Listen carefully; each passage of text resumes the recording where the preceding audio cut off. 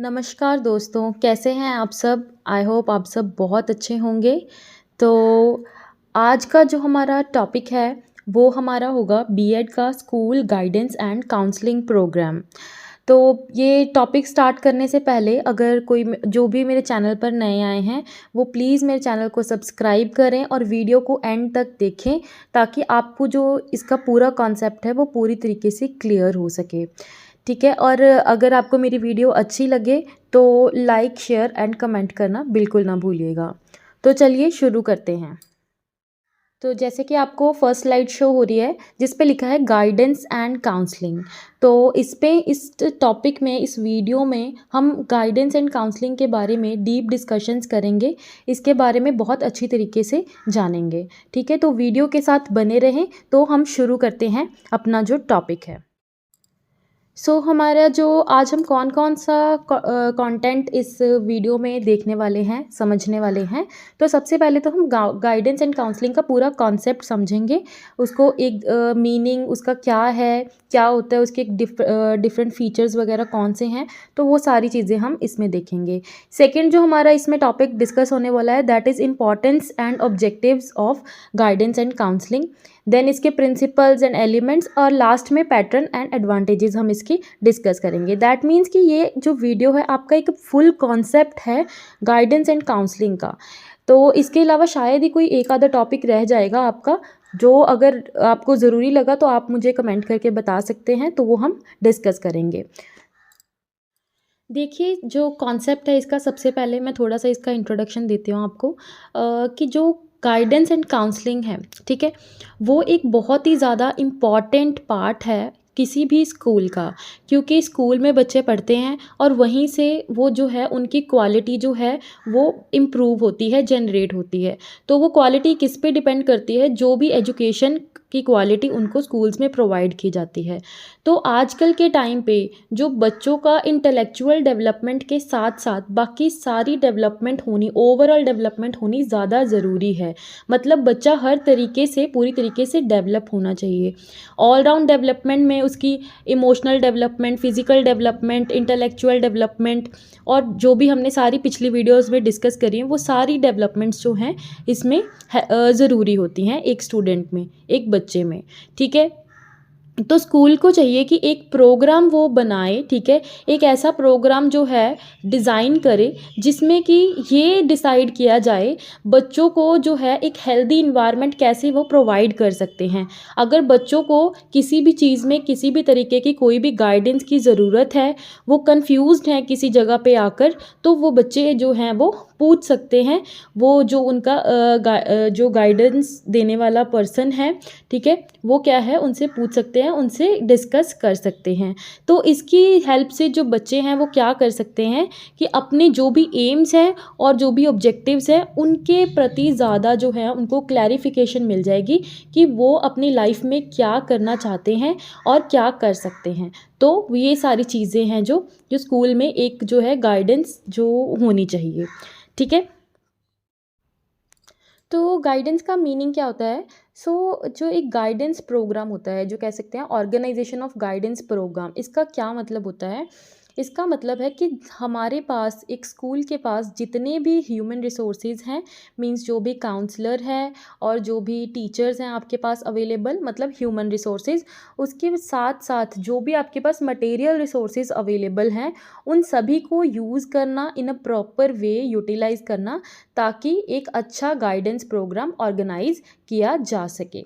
ठीक है, और इसमें कौन कौन शामिल होता है? इसमें head of the institution, counsellor और टीचर्स की टीम जो है वो शामिल होती है, जो कि मिलकर जो भी मटेरियल हैं उनको यूज़ करके जो है इस गोल को अचीव करते हैं। जो भी हेड ऑफ़ द इंस्टीट्यूशन है, वो क्या करेगा, जो भी प्लान है उसको, प्लान को बनाएगा, देखेगा, सुपरवाइज़ करेगा, और जो भी काउंसलर और टीचर्स की एक्टिविटीज़ हैं, जो एफ़र्ट्स हैं, उनको कोऑर्डिनेट करेंगे, ताकि जो भी हमारे रिसोर्सेज हैं वो पूरी तरीके से यूटिलाइज़ हो सकें। ठीक है, और बच्चों को जहाँ पे भी ज़रूरत है वहाँ पे उनको गाइडेंस और काउंसलिंग की ज़रूरत है, तो उन्हें काउंसलिंग प्रोवाइड की जा सके। ठीक है, next is our guidance programme. में क्या क्या इंक्लूड होता है। तो सबसे पहले तो गाइडेंस प्रोग्राम में हमें जो है, जो भी उसके ऑब्जेक्टिव्स हैं उसको हम पहले अच्छी तरीके से ले डाउन करेंगे, लिखेंगे, समझेंगे उसको कि क्या हमारे ऑब्जेक्टिव्स हैं, हमें किस चीज़ को अचीव करना है, क्या चीज़ हमें अपने स्टूडेंट्स में लेकर आनी है। ठीक है, तो वो चीज़ है। तो बिल्कुल भी इसमें वो नहीं होना चाहिए कि आपको क्लियर ही नहीं है कि आपके ऑब्जेक्टिव्स हैं क्या। तो इसमें हमने क्या करना है, जो भी हमारे ऑब्जेक्टिव्स हैं गाइडेंस एंड काउंसलिंग प्रोग्राम के, उसको हम प्रॉपरली लिखेंगे। ठीक है, next point is master resources. तो ये मास्टर लिखा है यहाँ पे, तो उसका है मास्टर रिसोर्सेज। दैट मीन्स कि इसमें जो है, जो भी आपने प्रोग्राम के ऑब्जेक्टिव्स अब डिसाइड कर लिए हैं, ठीक है, उसके लिए कौन कौन से मटेरियल लगेंगे, ठीक है, और मटेरियल और साथ में कौन कौन से ह्यूमन रिसोर्सेज आपको चाहिए, ताकि आप ये चीज़ अपने ऑर्गेनाइजेशन में अब एप्लीकेबल कर सको। ठीक है, और आपके स्कूल में, आपकी कम्युनिटी में कौन कौन से मटेरियल और ह्यूमन रिसोर्सेज अवेलेबल हैं, तो ये चीज़ आपको देखनी है। ठीक है, देन नेक्स्ट इज़ प्लानिंग। अगर आपको पता चल गया है कि आपका ऑब्जेक्टिव क्या है, आपके पास कौन कौन से रिसोर्सेज अवेलेबल है, अप टू विच एक्सटेंट, तो अब क्या करोगे, आप प्लानिंग करोगे। अब प्लानिंग करोगे according to the objective and resources available to you. अब प्लानिंग जो है वो प्रॉपर होनी चाहिए। ठीक है, और जो प्लान है वो कौन करता है, वो प्रिंसिपल या हेड मास्टर करता है, जो प्रॉपर प्लानिंग करता है। और ये प्लानिंग जो होती है वो बिल्कुल सिस्टमैटिक होती है, बिल्कुल भी केओस नहीं होता उसमें। Okay, so next is coordination and conduct of the activities. अब जो भी प्लानिंग हुई है, अब जो डिफरेंट टीचर्स हैं, ठीक है, काउंसलर्स हैं या फिजिकल एजुकेशन टीचर्स हैं या फिर सोशल वर्कर हैं, पेरेंट्स हैं, ये अपने अपने बिहाफ के ऊपर बच्चों को जो है गाइडेंस प्रोवाइड करते हैं। और एक कोऑर्डिनेटर की ये ड्यूटी होती है कि इन सभी के जो मतलब जो भी ये समझाना चाहते हैं बच्चों को, वो उनको कोऑर्डिनेट कर सके। ऐसा ना हो कि कोई टीचर कुछ और कह रहा है, कोई टीचर कुछ और कह रहा है। तो ये सब कुछ प्लानिंग में होना चाहिए। ठीक है, so next is allocation of duties and responsibilities. जो पर्सन जिस चीज़ के काबिल है, जो उसमें एबिलिटी है, ठीक है, जिस चीज़ में उसका इंटरेस्ट है, उसको वही काम देना। ठीक है, तो ऐसा काम उसको नहीं देना कि जो वो कर ना सके। ठीक है, नेक्स्ट इज़ अवर लीडरशिप। अब लीडर के बिना काम होना बहुत मुश्किल है, उसमें कोऑर्डिनेशन नहीं हो पाएगा अगर कोई लीडर नहीं होगा।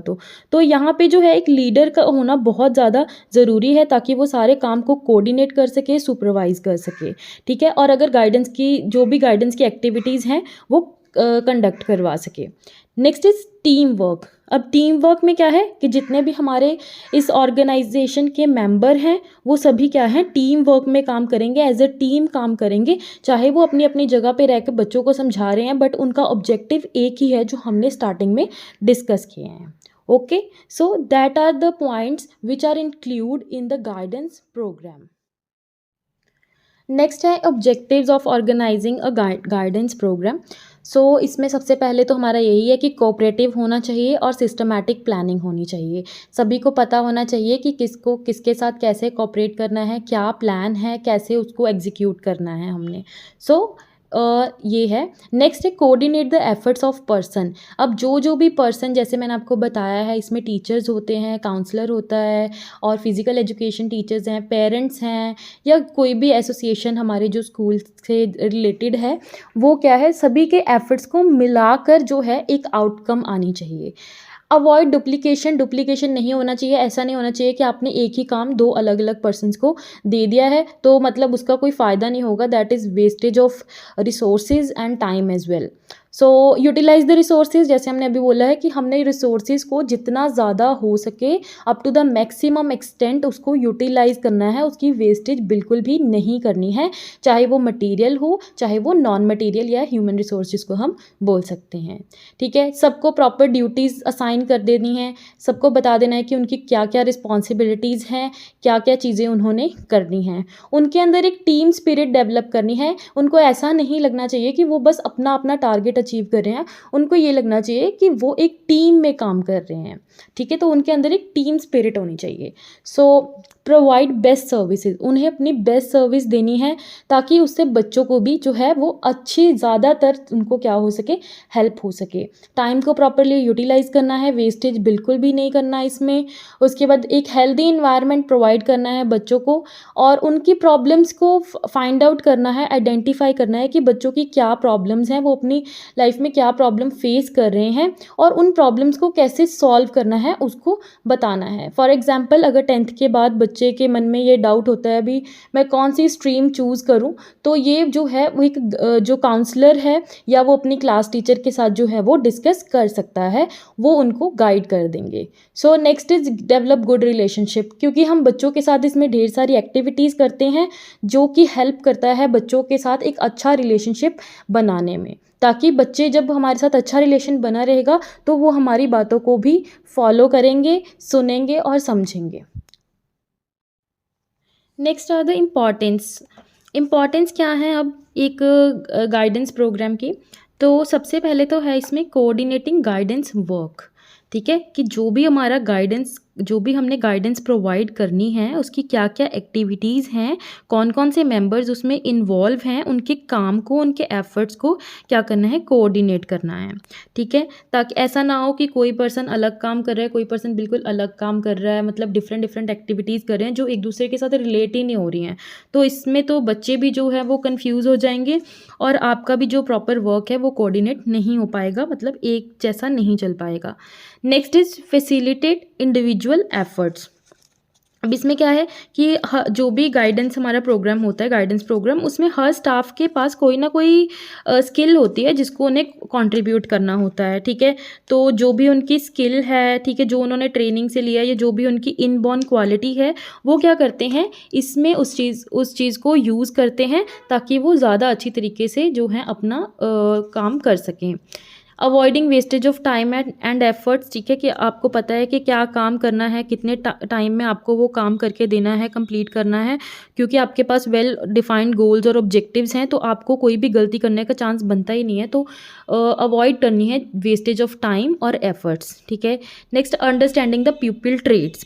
अब बच्चों को कोई भी गाइडेंस देने से पहले उसको देख लेना ज़रूरी है, उसकी प्रॉब्लम्स को जान लेना ज़रूरी है, ठीक है। अब इसके लिए अलग अलग टेस्ट बने हैं, जैसे कि पर्सनैलिटी टेस्ट है या फिर कुछ ऐसी टेक्निक्स हैं जो कि हेल्प कर सकती हैं जानने के लिए कि जो बच्चा है वो क्या चाहता है, उसकी प्रॉब्लम क्या है, ठीक है, उसकी क्या क्या चीज़ें उसमें हैं जो अच्छी हैं, ठीक है। वो मैथ्स में अच्छा कर रहा है, वो इंग्लिश में अच्छा कर रहा है, या वो किस सब्जेक्ट में अच्छा कर रहा है, तो हम उस चीज़ के बारे में जान सकते हैं थ्रू दीज टेस्ट।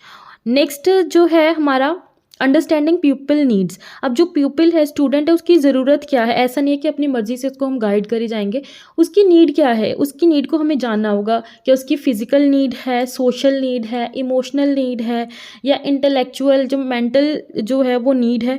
वो सारी चीज़ों को हम पहले रिकग्नाइज़ करेंगे, देन उसके बाद हम उसको गाइडेंस प्रोवाइड करेंगे ताकि उस चीज़ का उसको कोई यूज़ भी हो, ठीक है।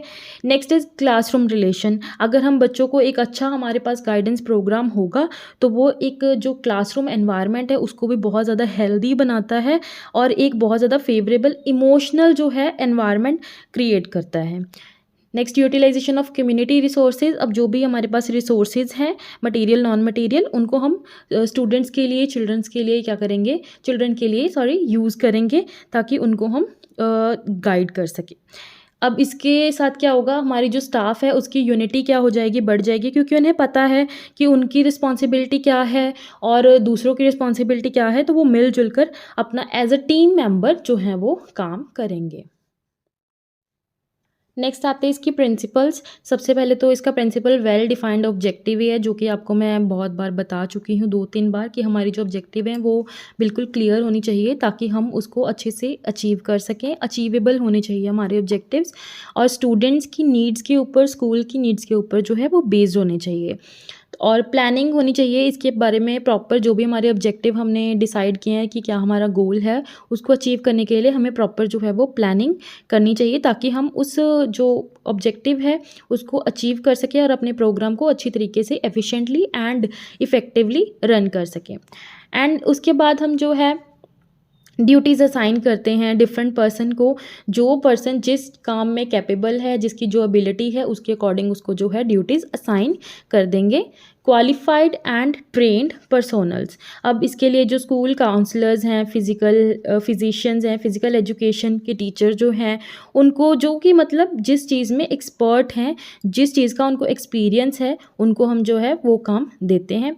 उसके बाद है हमारा कोऑर्डिनेशन। कोऑर्डिनेशन सभी के साथ बनाकर चलना है, एफर्ट्स, ताकि किसी के भी वेस्ट ना हो, ठीक है, और स्टूडेंट और स्कूल को जिससे बहुत ज़्यादा बेनिफिट मिल सके।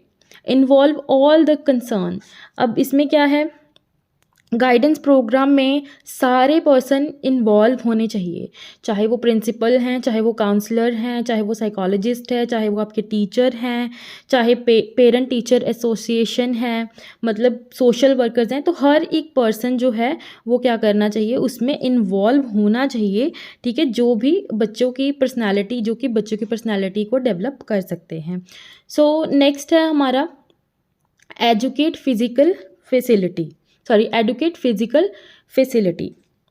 Educate physical facility good programme जो है, उसका जो फिजिकल फैसिलिटी, दैट मीन्स कि जो गाइडेंस रूम होना चाहिए, एक प्रॉपर आपके पास रूम होना चाहिए, एक जगह होनी चाहिए जिसमें एक डेस्क हो, एक चेयर हो, एक सामने चेयर हो जिस पे बच्चे के साथ बैठकर आप बात कर सको, वहाँ पे अलमीराज हो जिसमें आप रिकॉर्ड रख सको, बच्चों के टेस्ट ले सको, ठीक है। तो ये सारी चीज़ें एक प्रॉपर प्लेस होनी चाहिए। यहाँ पे एजुकेट लिखा है बट यहाँ पे एडुकेट आएगा, ये टाइपिंग मिस्टेक हुई है। ओके, सो एक प्रॉपर बजट होना चाहिए, आपको पता होना चाहिए कि आपके प्रोग्राम में कितना पैसा लगेगा, वो पैसा कहाँ से आएगा, आपके पास कितने पैसे अवेलेबल है, और आप कितने जो हैं वो अरेंज कर सकते हो फॉर दिस प्रोग्राम।